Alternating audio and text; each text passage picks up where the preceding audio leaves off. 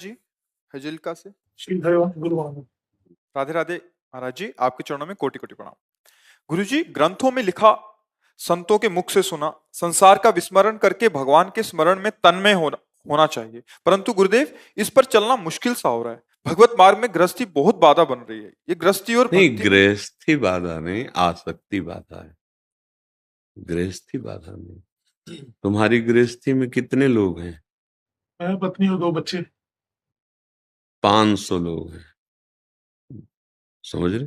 500 साधक हैं जो सब अपने माता पिता परिवार नौकरी पेशा, एक से ग्रेजुएट, नौकरियां छोड़कर सब, और सबको दुलार मिल रहा है।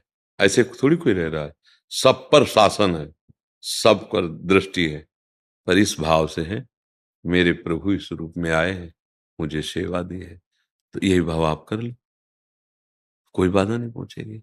अच्छा, निरंतर चिंतन करने में जो व्यक्ति वस्तु स्थान आ रहा है, जब प्रभु पहले थे बाद में ही रहेंगे, तो बीच में बना कौन है? प्रभु ही बने। अखंड चिंतन हो रहा है, नाम जप कर रहे हैं, जहां जहां मन जा रहा है या जहां जहां हमारी दृष्टि जा रही, सबसे पहले भावना कर रहे हैं प्रभु है और सत्य है, वही है, उनके सिवा कोई नहीं।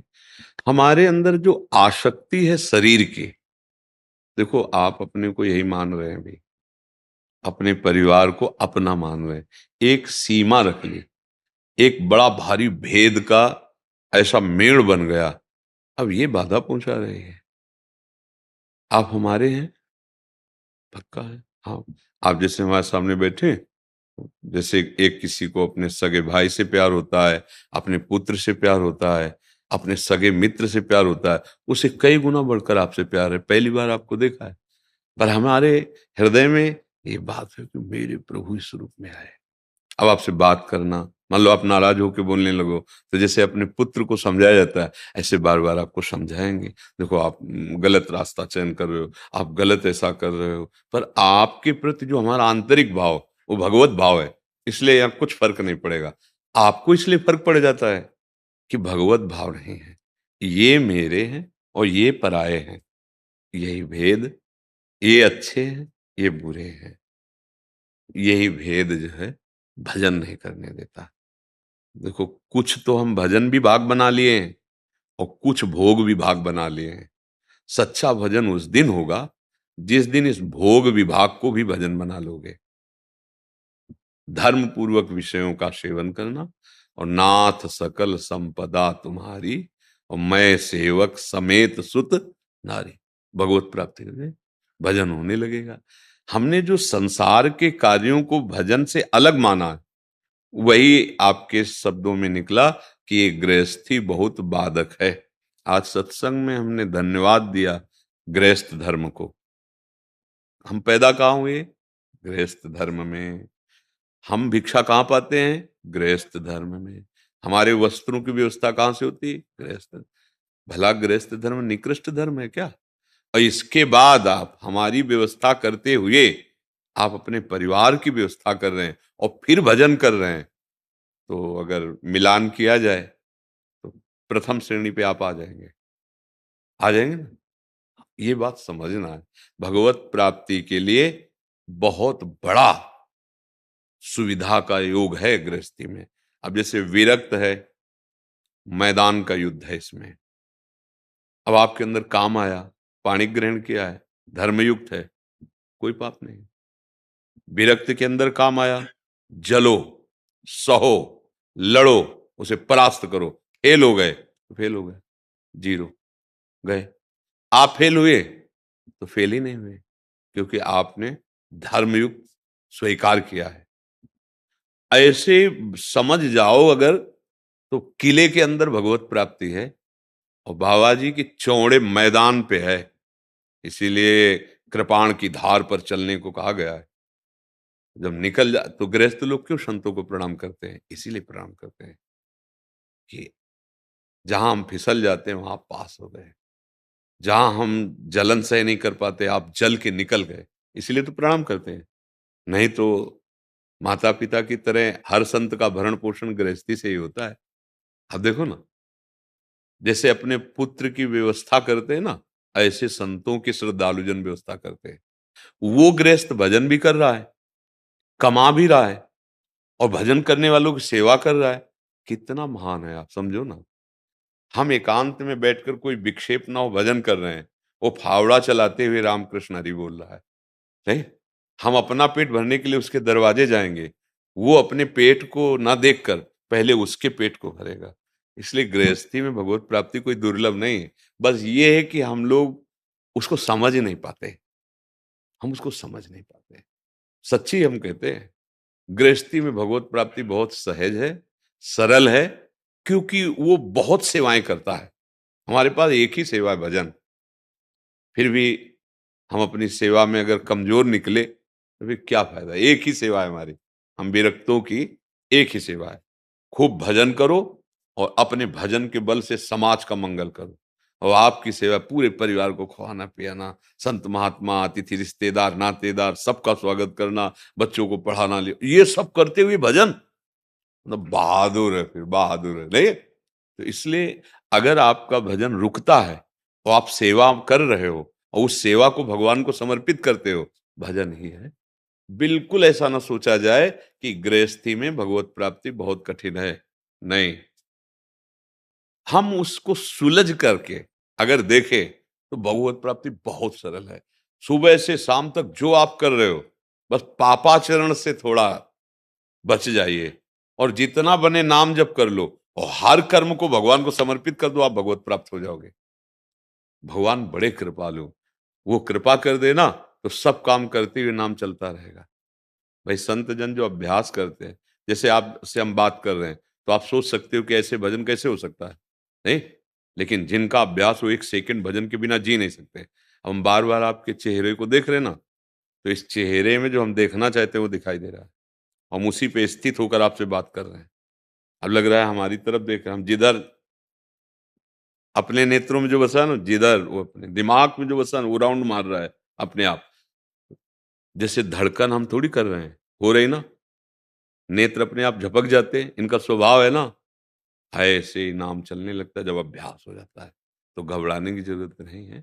गृहस्थ धर्म परिपक्व भाव केवल जागृत हो जाए कि हमसे अधर्माचरण ना हो, तो भगवत प्राप्ति के लिए समर्थ है। भाई जी महाराज से हनुमान प्रसाद पोद्दार जी महाराज धोती कुर्ता गृहस्थ वेश और रात दिन भजन में डूबे रहते। ऐसी ऊंची स्थिति थी कि राधा बाबा सन्यासी लाल वस्त्रधारी जी ही चरण छुए भाई जी ने राधा बाबा के, ते ही राधा बाबा के हृदय का जो चिंतन वो बदल गया और भाई जी का चिंतन। तो उनको लगा इतने बड़े महापुरुष गृहस्थ में कि हमारा जो ब्रह्म चिंतन था उसी को रोककर कृष्ण में चिंतन कर दिया। धीरे धीरे बाबा आजीवन के लिए नियम ले लिया था, जहां भाई जी का शरीर वहीं मैं रहूंगा। एक गृहस्थ धर्म में रहकर इतना ऊंचा भजन किया कि बड़े बड़े संत नीचे बैठ करके प्रवचन सुनते थे और भाई जी सत्संग। जानते हो ना, भाई जी से हनुमान प्रसाद पोद्दार जी गीता प्रेस में संपादक रहे। हाँ, तो आप भी वैसे चल। अगर आप सोचो कि किसी भी महापुरुष में कोई ज्यादा पावर शक्ति रखी, तो ऐसा भ्रम न सोचना। भगवान का अंश समान है सबके हृदय में, पंचभूत समान है। हाँ ये है कि भगवान का चिंतन करने से जितना अधिक चिंतन करोगे, उतना आपके अंदर शक्ति पावर जो छुपा हुआ है वो जगेगा, और संसार का जितना चिंतन भोगों का गंदा करोगे वो ढकता चला जाएगा।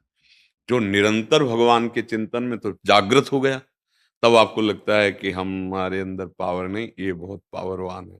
नहीं नहीं, बिल्कुल उतना ही सामग्री आपके अंदर रखिए, बस आप उसको जागृत कर लो। गृहस्थी में वो विरक्ति, देखो भगवान ये देख के नहीं मिलते कि ये विरक्त है कि ये गृहस्थ है। भगवान देखते हैं कौन मिलना चाहता है मेरे से, भगवत मिलन की चाह जिसके अंदर वही। आप देखो, अगर गृहस्थी भगवत प्राप्ति में बाधक होती तो भक्ति में और ज्ञान में चरम अवस्था को प्राप्त गोपी जन है ब्रज के। जहां कहीं भी उदाहरण होता है उच्च कोटि का, यथा ब्रज गोपिका नाम। अब गोपी जन कौन थी? सन्यास लिए थी कि क्या? गृहस्थी में थी, पति थे, पुत्र थे, सारे कार्य करती थी, लेकिन मुरारी पादार्पित चित्तवृत्ति, जो चित्तवृत्ति थी वो भगवान में लगी थी। सब कार्य लीप रहे हैं, धान कूट रहे हैं, पुत्र को दुलार कर रहे हैं, पति की सेवा कर रहे हैं, गौओं की सेवा कर रहे हैं, और मन भगवान श्री कृष्ण में। तो बड़े बड़े उद्धव आदि ज्ञानियों ने उनकी चरण धूल की वंदना की। वंदे नंद ब्रज स्त्रीणाम पाद रेणु अभीक्षसा। हाँ, मैं इन ब्रज गोपियों की चरण धूल की वंदना करता हूं। कितनी ऊंची स्थिति भगवान श्री कृष्ण में है। परमहंस सुखदेव जी उनका गीत गा रहे हैं। सोचो, भगवान गोपीजनों से कह रहे हैं कि मैं अगर कई बार जन्म लूं अनंत काल तक, तो भी मैं तुम्हारे प्रेम का ऋणी हूं। सोचो किस कोटि की महिमा वाली गोपियां हैं। क्यों? क्योंकि उन्होंने अपने मन को श्री कृष्ण में लगा दिया। और हम अपने मन को शरीर, संसार के संबंधों, भोगों में लगा दिया। बात बस इतनी सुधारनी है, व्यवहार वैसे ही सबसे करना है। जैसे किसी को लगता हो कि हम भाग के एकांत में चले जाएंगे और वहां हम सिद्ध हो जाएंगे। नहीं, एकांत में जहां जाओगे तो भौतिक आकाश के अंतर्गत एक कोई कोना होगा, लेकिन तुम्हारे चित्त का प्रपंच तो वैसे ही रखा है ना। ये शरीर तो लेके जाओगे ना, तो पूरे, जैसे ट्रक में गेहूं के 100 बोरे लदे हैं, तो परख लेने वाला एक बोरे को देखा और हिसाब किताब पूरा कर लिया। ये पूरा ब्रह्मांड का नमूना है, पूरे ब्रह्मांड का नमूना है। ये ब्रह्मांड तो लेके जाओगे ना जहां जाओगे, प्रपंच तो तुम्हारे साथ ही लगा हुआ है ना।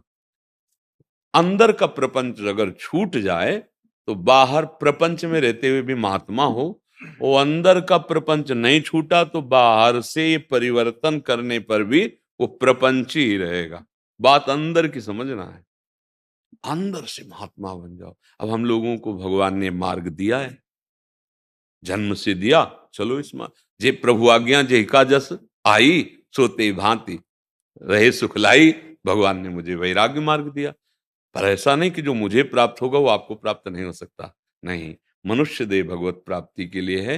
आप बहुत सुंदर ढंग से यदि अपनी गृहस्थी में चाहें तो सरल ढंग से भगवान को प्राप्त कर सकते हैं। बस नाथ सकल संपदा तुम्हारी, मैं सेवक समेत सुत नारी। और जो भी कर्म करें वो भगवान को अर्पित करें। जितना बने नाम जप करें, पापाचरण ना करें। पाप अगर करेंगे तो फिर निर्मल मन जन सो मोहि पावा, मोहि कपट छल छिद्र न भाव। भगवान के प्रतिकूल आचरण करने वाला भी भक्त कैसे कहला सकता है? तो इसमें कोई संशय आपको? जी, राकेश अग्रवाल जी छत्तीसगढ़ से। श्री हरिवंश। राधा वल्लभ श्री हरिवंश। गुरुदेव आपके चरणों में कोटि कोटि प्रणाम। हे गुरुदेव, मुझे बरसों से आप जैसे ही गुरुदेव की तलाश थी। श्री जी की कृपा से 1 साल पहले मुझे आपकी प्राप्ति हुई। बहुत कुछ सीखने को मिला।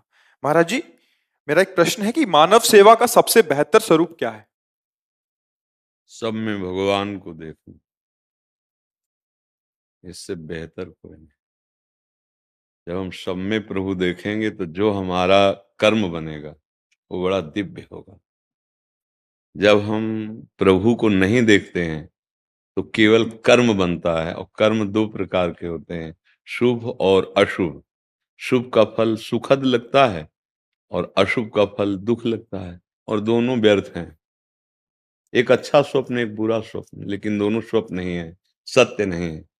अगर सब में भगवान को देखकर बर्ताव करोगे तो ये कर्म योग बन जाएगा और आपको ये भगवत प्राप्ति करा देगा। इससे बढ़कर कोई सिद्धांत नहीं है। बहुनाम जन्मनावन्ते ज्ञानवान माम प्रपद्यते, वासुदेवा शर्मिति सा महात्मा दुर्लभा। बहुत जन्मों की आराधना के बाद ये बात पकड़ में आती है कि सबके हृदय में भगवान वासुदेव विराजमान है, सब भगवत स्वरूप हैं।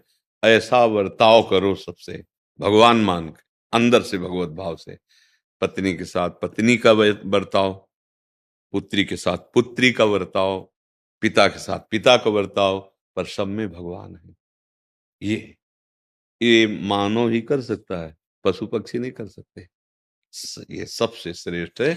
अगर ये बात कर लिए तो लोक परलोक में समस्त सुखों के तुम हाँ अधिकारी बन जाओगे। ई परलोक सकल सुख पावत, मेरी सो भैया कृष्ण गुण संचु। सब में कृष्ण है, भगवान कह भी रहे हैं, मत्ता परम तरम नान्यत, अन्य कुछ है नहीं, मैं ही सबके हृदय में विराजमान हूं। हरिवंश महाप्रभु कहते हैं सर्वान वस्तुतया निरीक्ष। वस्तु माने तत्व, सब जगह उसी तत्व को देखो, वही विराजमान। बोले किन में? बोले क्रूरा अपि पापिनो न च सताम संभाष्य दृश्या से, जो क्रूर हैं, पापी हैं, दुष्ट हैं, जो बात करने योग्य नहीं, उनके भी हृदय में भगवान बैठे, चींटी के भी हृदय में बैठे, ब्रह्मा के भी हृदय में बैठे, वो सब के हृदय में बैठे।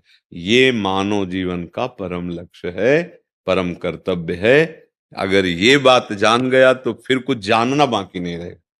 जिसके जानने के बाद कुछ जानना बाकी नहीं रहता, जिसके पाने के बाद कुछ पाना बाकी नहीं रहता, वो प्रभु है।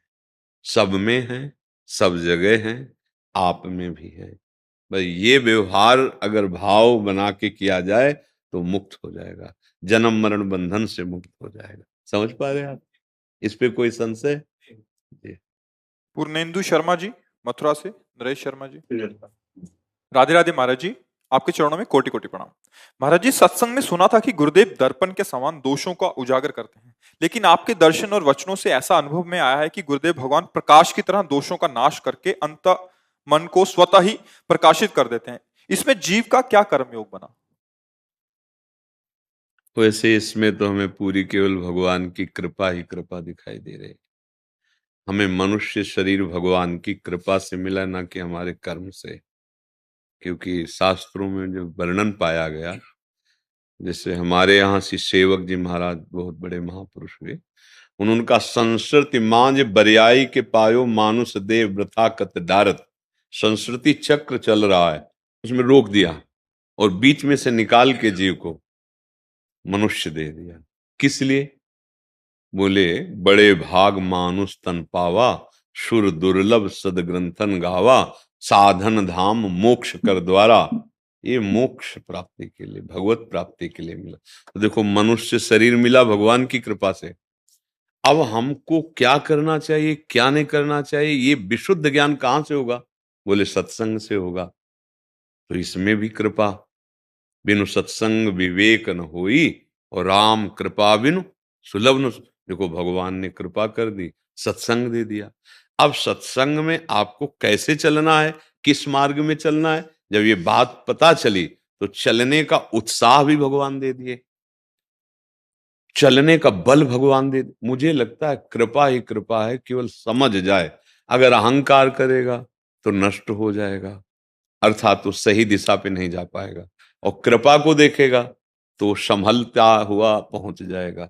जैसे माँ जब बच्चे को चलाना सिखाती तो ऐसे चलाती है, चलो ऐसे आप क्यों करती, किधर भी गिरे वो माँ की गोद में गिरेगा। तो ऐसे भगवान जब प्रथम सीढ़ी पर कोई चरण रखता है सतमार्ग पे, तो करऊं सदा तिनके रखवारी, क्योंकि लड़खड़ा सकता है ना, जिम बालक राखे महतारी। वो ऐसे चलाते, ऐसे।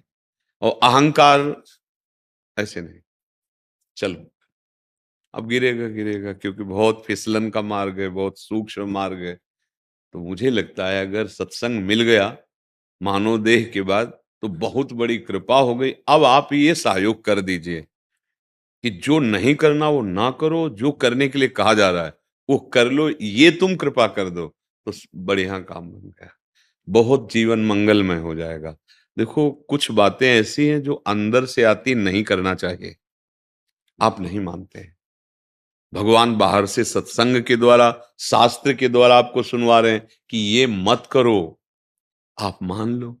आप मान लोगे तो आपने मानो कृपा का आदर कर लिया, अब आप निकल जाओगे। और ना मानोगे तो ऐसे दलदल में फंस जाओगे कि फिर निकलना भी चाहोगे तो नहीं निकल पाओगे। माया एक दलदल ऐसा है, भोगों का दलदल ऐसा है कि जितना कोशिश करो उतना ही धस जाओ। आज से हम ये नहीं करेंगे, बस मन तुम्हें रौंद देगा। देख लो, कर देख लो, कसम खाते हैं नहीं तो भीष्म जी तो हो नहीं। तुम्हारी सैकड़ों कस्में ऐसे टूट गई हैं जिनका कोई अस्तित्व नहीं रहा। मन बहुत बलवान है। तो अगर सत्संग मिल गया तो अब मोहि भाव भरोस हनुमंता, बिनु हरि कृपा मिले। अब अगर हमें संत मिल गए, कृपा हो गई हम पर, तो हमें अच्छे आचरणों में चलना चाहिए।